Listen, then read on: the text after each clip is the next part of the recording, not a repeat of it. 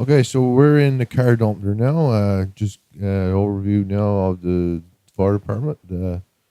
So right now they are getting the vehicle blocked up. This is just in case that the vehicle needs to be a little bit more stable for when they do their Jaws of Life.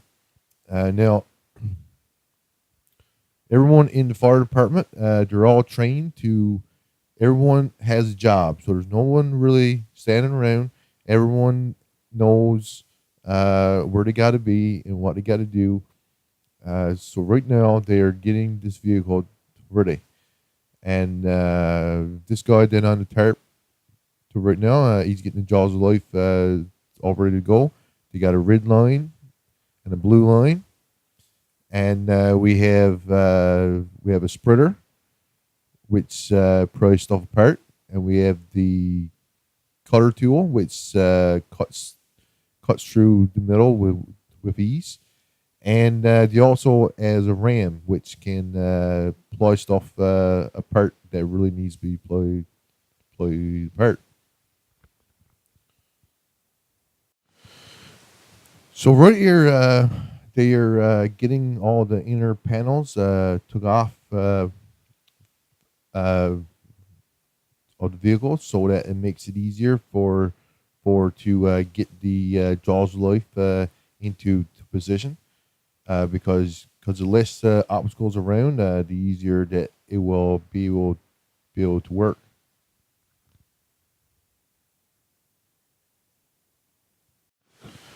Also, in preparation of using the jaws of life, most of the windows of the vehicle must be uh, removed. So as you can see there, he removed the side window. Now, in case there is, well, more likely there will be a person in the vehicle. So what they would do is they would put a tarp over the person to protect them from the glass. So right now they're going to be removing the front window. Now, like the side vehicles are can be shattered, but the front and rear window has webbing into it so that the window do not shatter. So right now you are seeing the guys using replicating saw to cut the window all around. So in doing so, they're able to remove the window in one piece because that window is not going to break apart in little pieces anyway.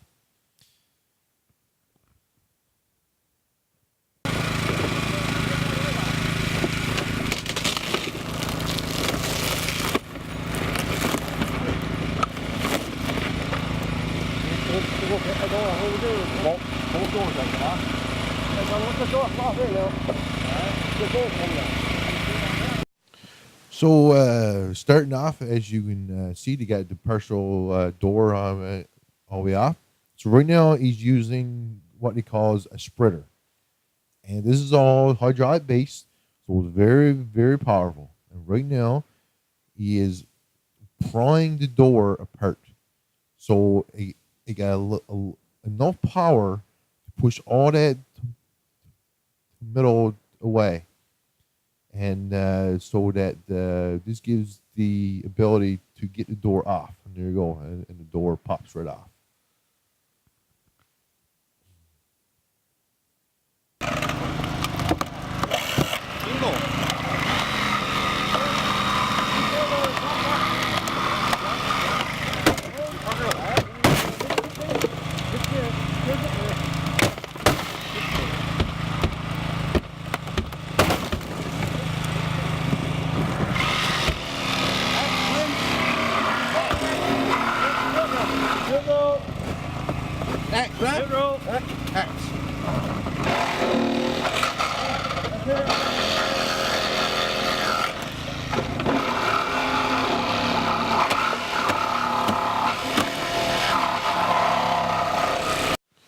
So next up now we have the cutter. Now, this is really useful for like the narrow areas, just in case that they got to take part of the roof off.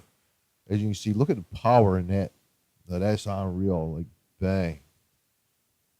And it's cut through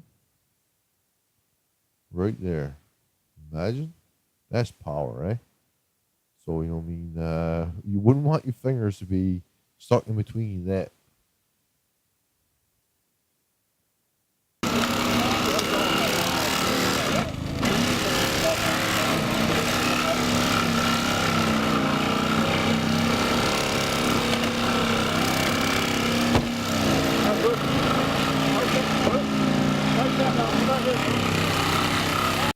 Also, the reciprocating saw can be also used to cut through the narrow areas of the vehicle because you only got one Jaws of Life, and more likely you only got one piece of the tool, so you may add multiple vehicles. So one vehicle could be using the Jaws of Life, and then the other one could be using the reciprocating saw.